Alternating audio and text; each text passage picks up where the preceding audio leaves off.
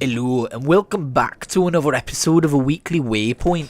Scottish is one of those accents I just can't do, but I had to go. Hi. Today we're Shrek because I looked up the secret skater list for Tony Hawk's Underground 2 and I realised, oh god damn it, we have to skate as Shrek today, don't we? The problem with playing as Shrek is that he is a large lad. He is a lovable large lad. And it is a little bit difficult to see where you are going when you are skating as this plus-sized lad. This is episode 365 of the Weekly Waypoint, which means that from this week onwards, if you wanted to, I would not recommend it, but you could watch an episode of a Weekly Waypoint once a day, every day, and you would be caught up by, well, you wouldn't be caught up by the end of the year because there would be new episodes, but anyway, you would be sated for an entire year, as long as it wasn't a leap year, in which case you're going to have to wait till next week. I don't keep track of leap years, okay? This was just meant to be a cute little stat. I don't know why I'm obsessing over the details, but it also means that next week I'll have been doing this for 7 years without a break. Hooray. I sure do have a wiggly brain. But yes, today it takes place in Tony Hawk's Underground 2, which is probably one of my most played Tony Hawk's games before they started remaking them. At this point, I had played Tony Hawk's Underground 1 shortly after it had come out, and I was fully on board with the franchise, and I actually remember reading a little preview about Tony Hawk's Underground 2 in a gaming magazine I had at the time, and being excited for its release. One of the first instances in my life of me interacting with games journalism as a thing, and using it to hype up future releases. I don't know why that seems like a milestone for me, but it is. Other entries, by the way, on that list include Ratchet and Clank Free and Unreal Tournament Free. I'm sure there are many more, but for some reason, those are the previews/reviews that I remember reading the most vividly. I forgot that Tony Hawk's Underground 2 opened with this expanded version of the warehouse level from the original game. This is probably the first time it's been remade. I know Tony Hawk's Underground 1 had some Pro Skater 2 level remakes, but this is probably the first time Warehouse got remade, right? And they expanded it. They have this second area, which I think is pretty cool. I will also note, I didn't talk about this specifically last week, because even though we're playing the Fug Pro mod, by the way, and technically we've been playing this game for 2 weeks now, I didn't really want to make it about this game's mechanics and game feel because it was supposed to be about Tony Hawk's Underground 1, which really isn't that different. But this game definitely feels like, you know, if you're going to do like reverts across ramps and stuff, you really can just break the physics to do what you want. And, you know, in terms of how fast you can spin, how high you can jump, and certain boosts that the levels, you know, allow you to have, like this one here, when I actually get into it. Yeah, it feels like this is definitely the most wacky/malleable physics engine out of a lot. And again, I don't know if there was all that much difference between this game and the predecessor, but we had to play Underground 1 through Underground 2, so I don't really know how to talk about that. Funny enough, I remember the third level, the one that's coming up next, for most out of this game, as well as the 2 secret levels, which I enjoyed the most. I couldn't find, I might have got this wrong, I couldn't find any portals in the second secret level. I swear I remember there being portals where you could go through and you would end up in like different kind of like historic eras or whatever, but I couldn't find any of them, so maybe I'm confusing it with that one Unreal Tournament free map. I don't know. Sounds kind of weird to confuse a Tony Hawk's Underground 2 map with an Unreal Tournament free map, but I don't know. Video games do be weird like that. But I'm not going to spend too much time dwelling on Tony Hawk's Underground 2 today because I have a fair amount of things to talk about. The main thing I want to talk about is almost inadvisable to talk about because I'm recording this on Sunday night, and the thing that I'm speculating about, if real, will be out on Monday around the time that this video comes out. But I want to talk about this apparent Oblivion remaster, which is supposed to be announced and surprise released tomorrow by Xbox. This has been rumored for the longest frickin' time that I was starting to sound mad whenever I would bring it up and sound like I was talking about it with certainty. But damn it, this Oblivion remake is real, and for some reason they're calling it Oblivion Remastered, which makes me think it is mostly going to be a graphical overhaul, and then it's going to remain very, very, very faithful to the gameplay. And I don't know how people are going to feel about that, but I'm cool with it. So let's talk about this Oblivion remake, which may or may not exist by the time that this video goes live. In fact, I have a funny feeling it might be announced exactly as this video goes live, so go check, I don't know, Twitter, I guess, if you still have that poisonous place on your bookmarks bar. Seriously, I'm continually astonished by the amount of people who are still using Twitter despite complaining about the place. You can leave. You can just leave. I did it.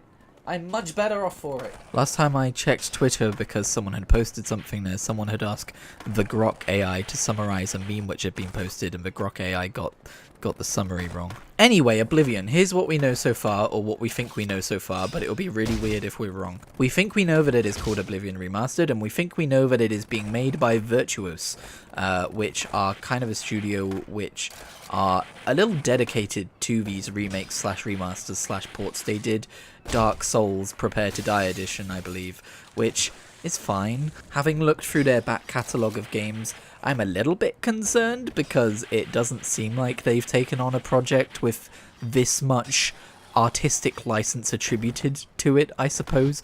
But hey, that just feeds into my belief that this is a visual overhaul and a port to Unreal Engine, which is another thing we think we know, and other than that, the gameplay will remain the same. For those of you who have not played Oblivion, it's fun, and it's definitely easier to go back to than Morrowind is if you haven't already played it, but it's definitely showing its age in terms of the physics of the sword swings and the way the magic works. You just press a button and huck a fireball out, you know. It's fun, and I am totally down to play it with new graphics and the exact same gameplay. But, you know, I think it would be interesting if they tried to touch it up a little bit. Not a lot, but just a little bit. But yeah, I've played most of the Oblivion main quests. I actually had a video series on this channel called Adventures in Cyrodiil, which was going pretty good, until I lost a bunch of footage and kind of became demotivated to continue it after the fact. But they're some of my favourite videos that I've ever made. So I truly do relish the thought of returning to Cyrodiil, and the leaked screenshots do look nice. They're kind of a lower quality than what we'll actually get when the game gets announced, but they do look nice. They look kind of in line with ESO's graphic style, so think Skyrim, but a little bit more colourful. Also, hopefully a little bit nicer textures and stuff, considering it's 2025. But yeah, overall, I'm really excited about this, and I'm so curious, and if tomorrow happens and for whatever reason they do not announce the Oblivion remake, I will be so perplexed and, you know, a little bit disappointed, especially if it's not playable that day. It's apparently meant to be playable that day. Eurogamer told me, damn it. I don't follow specific gaming outlets, so I don't know how verifiable Eurogamer are, but they're not the only people who reported on this. The main thing I am a little bit concerned about is Oblivion has a certain charm to it, and the charm specifically is its jank.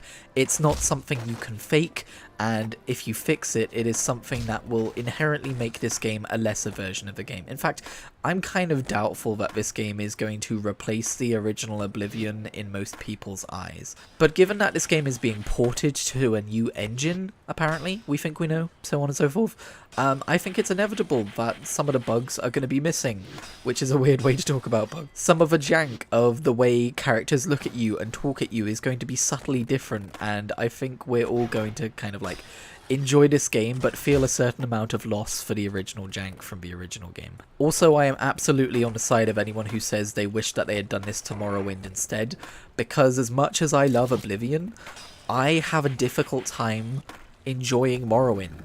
I really want to be able to download and play and enjoy Morrowind because I'm a huge Elder Scrolls fan, and I've tried several times and it's just too old. I didn't play it in its time and I just find it too hard to go back. If they remade Morrowind with new graphics and with a toggleable option to add a compass and quest objective markers, then I think that's all Morrowind needs, and maybe some voice acting, and it would be phenomenal. Phenomenal? What the heck? I just invented a new word.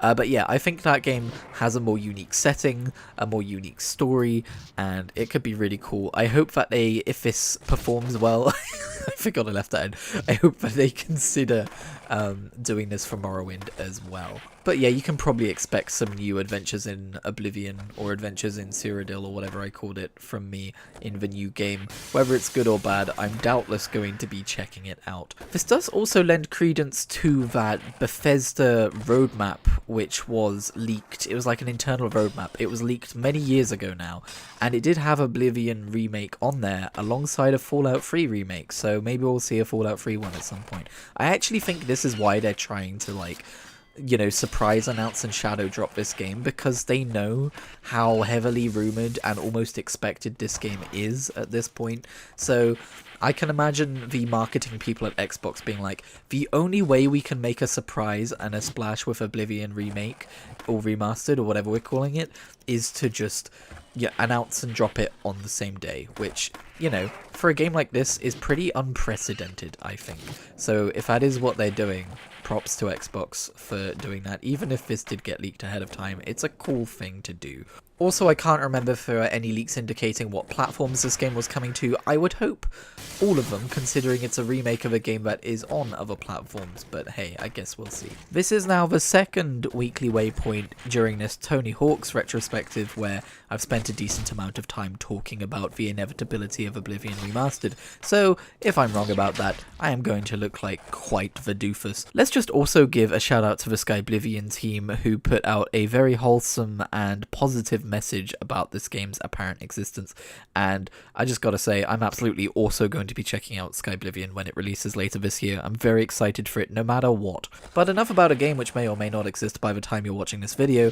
What else have I been playing this week with what have I been doing with my week off, in other words? Because for the most part, I've just been, you know, chilling out in MMOs while listening to audiobooks, and I've definitely been doing a lot of that this week as well.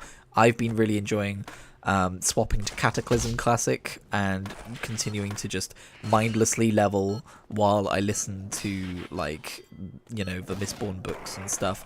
Really good time.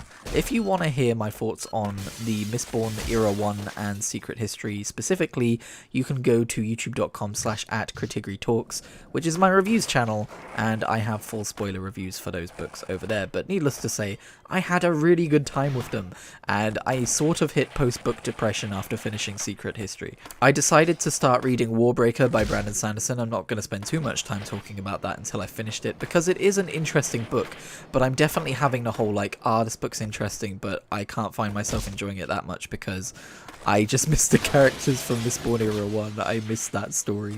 But as far as a reread of a trilogy plus extra goes, I got through that pretty dang quick. But I haven't just been playing World of Warcraft and RuneScape and listening to audiobooks. I've also been playing some real video games. Yeah, MMOs aren't real video games. Everyone knows that. They're just fast food video games. I'm of course joking. Nah, I decided to spin up Mass Effect 2, which I had to make some difficult decisions about, because about 3 years ago I picked up the Legendary trilogy, and I've never played through these games before, by the way, and I played through Mass Effect 1, and I really enjoyed my time with Mass Effect 1, and then I played through a portion of Mass Effect 2, and then my attention span said, okay, bored now, let's do something else, which might sound like sacrilege, because I know people love Mass Effect 2, but it doesn't matter how good a game is, my brain just does that. And so what that left me with was a save file where I had a Mass Effect 1 character into Mass Effect 2, and all their decisions and stuff and all their story, but then it's been 3 years since I played Mass Effect 2, and how the heck do I deal with that? Do I pick up where I left off and not remember what I'm doing? What I eventually ended up doing was I just started over with my Mass Effect 1 imported character again, because it gives you a nice little recap on the events of the first game and the decisions you made, but also, you know, enough time has passed that the game feels fresh to me, even when I'm doing stuff that I've already done, technically. So yeah, I'm playing through Mass Effect 2 at the minute, and I'm having a pretty good time.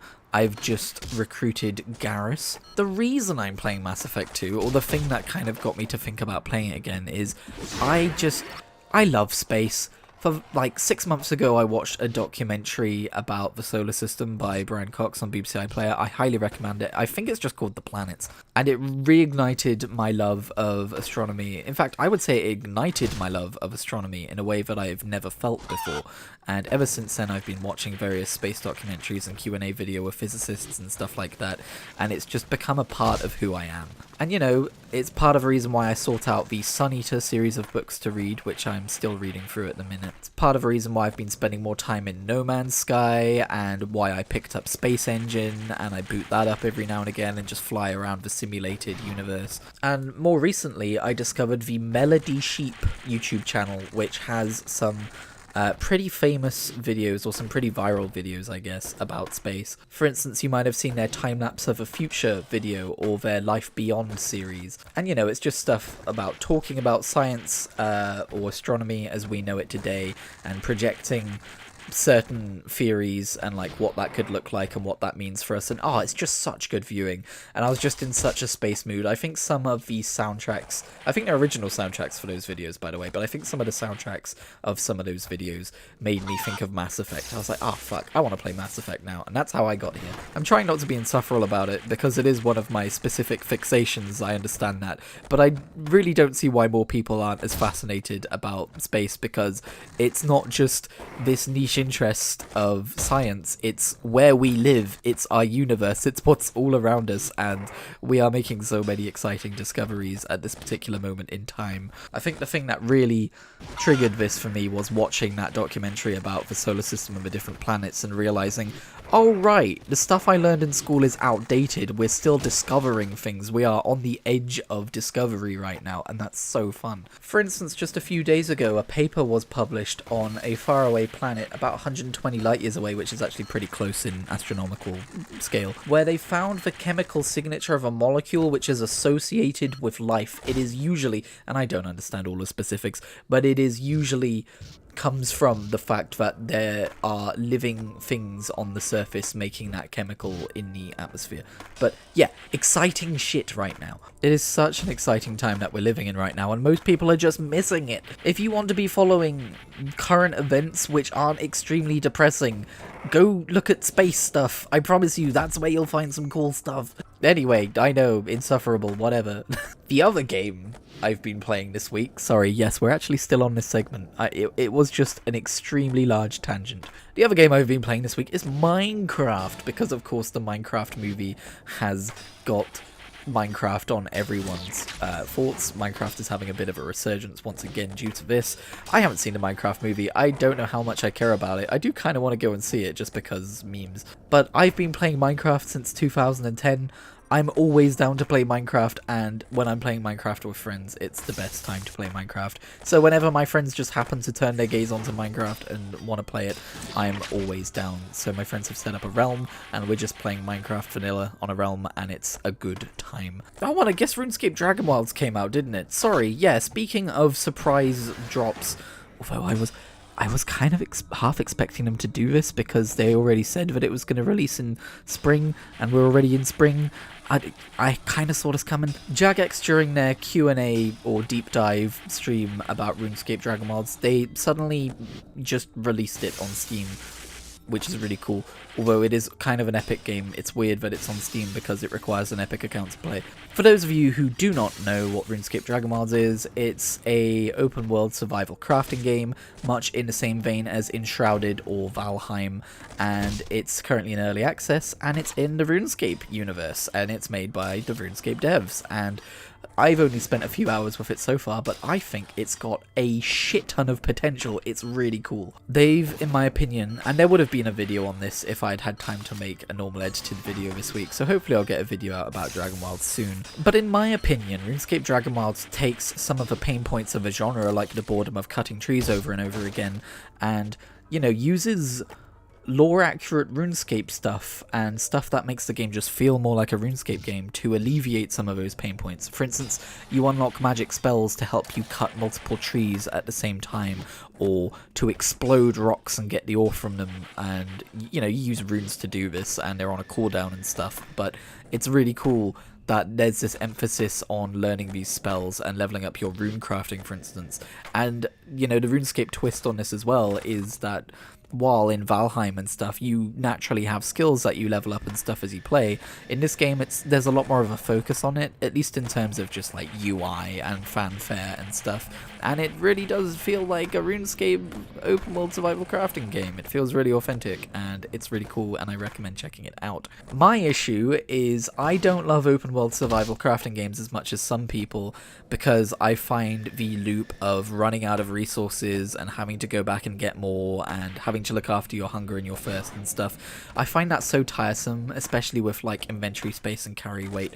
I got to a dungeon, and this really isn't a Dragon Wilds problem, it's a genre problem, but I got to a dungeon that I was excited to explore, and by the time I got there my inventory was full and I needed more food, and I was just like, I just want to play the game, man. But I built myself a cute little house, and I've enjoyed talking to like familiar RuneScape characters in the game, and I'm really happy it exists. I might wait till it's got more updates and stuff before spending more time in it, but I'm very happy I've picked it up already. But yeah, I think that's pretty much all I've been spending my time doing. I've actually had a pretty busy week off. I've seen some friends, I've seen some family, I've done a fair bit of editing work and stuff. It's been quite busy, at least by my standards. I know there are people who, when they have a week off, they spend like all day, every day doing things, being social, and just like, I can't be you. I'm happy for you to be who you are, but that ain't me. But that's about gonna do it for this video. Thank you for joining me this week. I will catch you next week on the 7-year anniversary of the Weekly Waypoint, which is pretty exciting. I hope that what I want to do actually works out. Some technical difficulties to figure out. But until then, get out of my swamp! That was terrible.